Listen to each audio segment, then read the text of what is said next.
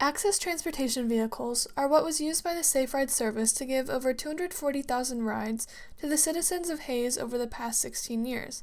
However, after social distancing practices made it difficult to transport people effectively, Access withdrew from their contract with the Partnership for a Safer Community.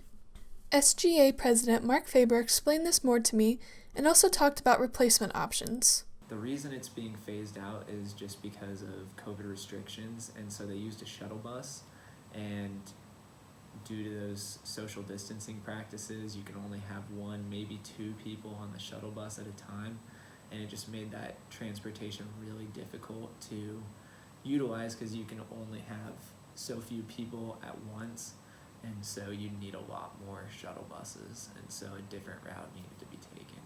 I also spoke with Campus Police Chief Ed Howell about the situation.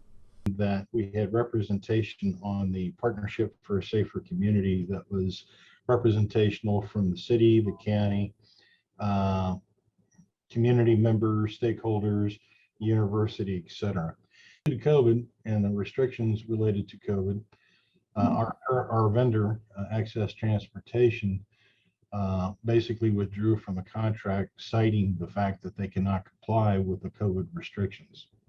Now, that could change at some point in time, and we can revisit that.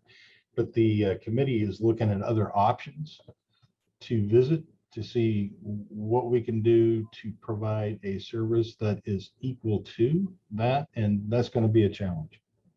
Right now, we're in the development stage. We're trying to find a new idea to get this program running again, and so there's ample funds. We've just got to find a platform that makes it possible. Fort Hayes' drug and alcohol counselor, Bob Duffy, spoke with me about other ways that students can practice being safe.